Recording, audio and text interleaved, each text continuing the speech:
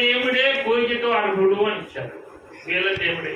ఎందుకని అలాగన్నారు అంటే, ఒక రాజు అక్కడ పెద్ద బొమ్మను పెట్టి బంగారంతో చేసి నిలబెట్టి దీన్ని పూజించండి అని చెప్పేసి షడ్రక్ మెషక్ అబేద్నెగోలతో మాట్లాడినప్పుడు అప్పుడు ఏమంటారంటే, వాళ్ళు షడ్రక్ మెషక్ అబేద్నెగోలు ఏమంటారంటే, మా దేవుడు రక్షించగలిగే సామర్థ్యం కలవాడు, మా దేవుడు మమ్మల్ని తప్పిస్తాడు, కానీ మా దేవుడు తప్పించగలిగే శక్తి మా దేవుడు కొన్నది. ఒకవేళ మమ్మల్ని నీ చేతి నుంచి తప్పించకపోయినా పర్లేదు, మేము బయటికి నువ్వు పెట్టిన ఆ ఒక పెద్ద బొమ్మకి, బంగారంతో చేసిన ఆ బొమ్మకి మేము కొలం అని చెప్పేసి ఎదురు తిరిగితే అగ్నిగుండం 7 అంతలుగా పెంచి వీళ్ళకి తీసుకెళ్ళి అగ్నిగుండంలో పడవేసినా అన్నారు. అగ్నిగుండంలో పడవేసినా సరే పర్లేదు, కానీ మేము బయటికి దాన్ని పొలం అని చెప్పేసి అనేతలకి, దాన్ని పూజించాడేతలకి ఈ రాజు ఏం చేశాడంటే తీసుకెళ్లి అగ్నిగుండంలో పడేశాడు. ముగ్గురిని తీసుకెళ్లి ఇచ్చిన అగ్నిగుండంలో పడేస్తే అగ్నిగుండంలో పడేసిన వాళ్ళు చచ్చిపోయారు. అగ్నిగుండంలో ఒక్కొక్కళ్ళని ఇద్దరు గంచి పడేసి ఉంటారు, బాగా బలవంతులు.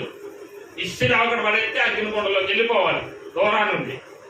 దూరాన్ని ఇస్త్రీ పడేసిన వాళ్ళకి అగ్ని అంటుకొని వాళ్ళు చచ్చిపోయారు. కానీ షడ్రక్ మెషక్ అబేద్నెగోల మటుకి చనిపోవాలి. ఈ రాజు లోని సింహాసనం అక్కడ బయటుండి అగ్నిగోళ వైపు చూస్తున్నప్పుడు, పైనుండి చూస్తున్నప్పుడు ఇంకొక ఆయన తిరుగుతున్నాడు వాళ్ళతో పాటు. ఈ ముగ్గురితో పాటు ఇంకొక ఆయన ఎవరో తిరుగుతున్నాడు. ఎవరు? ఆయన స్వరూపం ఎలా ఉందంటే దేవదూత రూపంలాగా ఉంది. అప్పుడు ఎమ్మటి చెప్పాడు, అయ్యా ఇక్కడ మనం వేసింది ఎంతమంది అన్నాడు. ఎంతమంది అంటే ముగ్గురే కదండి, ముగ్గురు వేసామండి.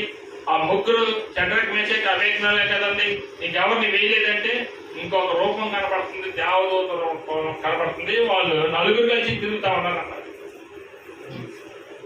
అప్పుడు ఎమ్మటే ఆ రాజుకి మైండ్ పోయి, బాబు ఎవరే దేవదూత తిరుగుతుంది, ముందు బయటికి తీనరా, వాళ్ళు చూసావా కనీసం తగలబడలేదు. ఇంత అగ్ని 7 అంతల అగ్ని చేసినప్పుడు వీళ్ళని మంటలో వేసిన తగలబడ్డారు, కానీ వీళ్ళు తగలబడలేదురా బాబు, వీళ్ళ బయట లాగనరా అని చెప్పేసి అన్నప్పుడు వాళ్ళ బయట లాగినప్పుడు తీస్తే వీళ్ళు ఉంటారు కదా, చాలా మంది పండితులు, సైంటిస్టులు వీళ్ళు ఉంటారు.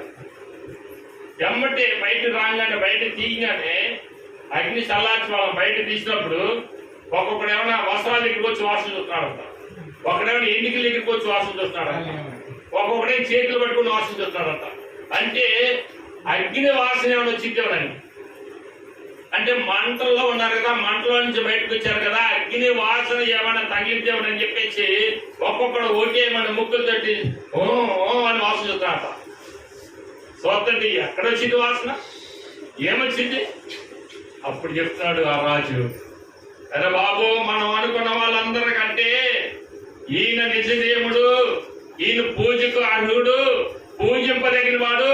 ప్రపంచం మొత్తం కూడా, మన దేశం అంతా కూడా సాటింపేసి చెప్పండి రా, వీళ్ళ దేవుడు అగ్ని నుంచి తప్పించాడు ఈ ముగ్గురిని, వీళ్ళ ముగ్గురితో పాటు దేవదూత తిరిగింది, నేను కళ్ళారా చూశాను, అందుకని ఈ అగ్నిలో తిరిగిన వీరు వీళ్ళ దేవుడు పూజింపదగిన వాడు, పూజకు అర్హుడు అని చెప్పారు. స్తోత్రం చేద్దాం. హల్లెలూయా.